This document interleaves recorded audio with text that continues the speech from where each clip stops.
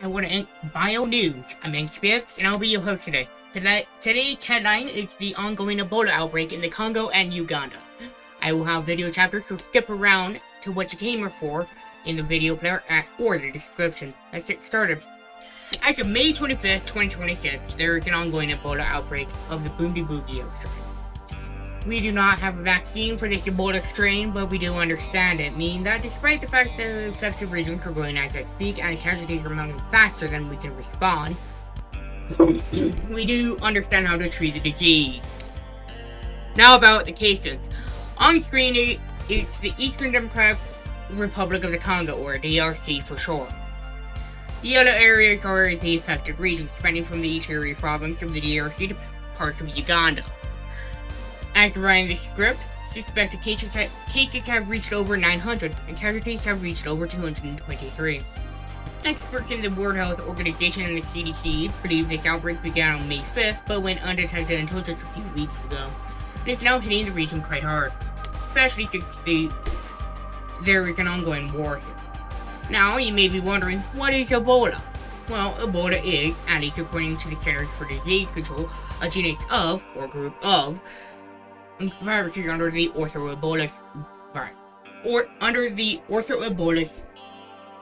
Ebola virus genus.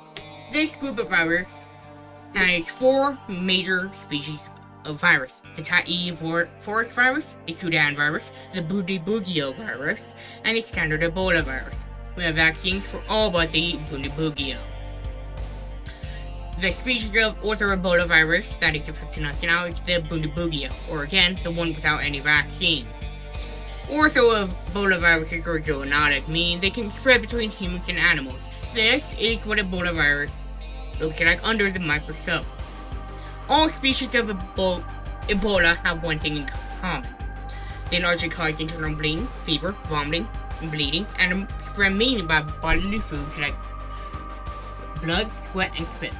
However, the disease is only contagious when symptoms start showing, which may be between 2 to 21 days after exposure, with the average being 8 to 10 days after exposure, according to the CDC. Sorry about the interruption, but if you like what I'm doing, remember to like, comment, subscribe, join the Discord. This current outbreak hasn't hit the United States yet, but the United States has already imposed travel restrictions on people coming from Uganda, South Sudan, and the DRC. Meanwhile, inside of the affected regions, which are on screen again, a group of protesters lit hospital tanks on fire because they wanted the bodies of their family members that passed away due to Ebola. They were dispersed after gunshots were fired into the air by police shortly after. Why is this important? Well, hospital tanks are the best we've got on the field for treating Ebola, and if hospital tanks burn, that means treatment efforts will be less effective, and disease will spread more and more, potentially affecting the entire region as a whole. Now, for what you came here for. What do I think the chances of an Ebola pandemic are?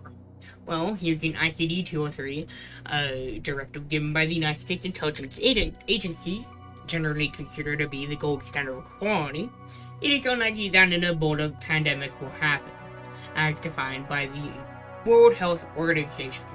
But I do think, with a roughly even to likely chance, that Ebola will probably affect a good chunk of East Africa.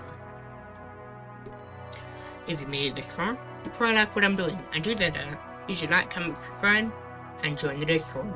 I also have a throne, which is in my bio, and in the description with my Discord. Throne is a gifting website, so if you want to buy me hand tracking or want to buy me other things on my wishlist, there you go. Thanks for watching.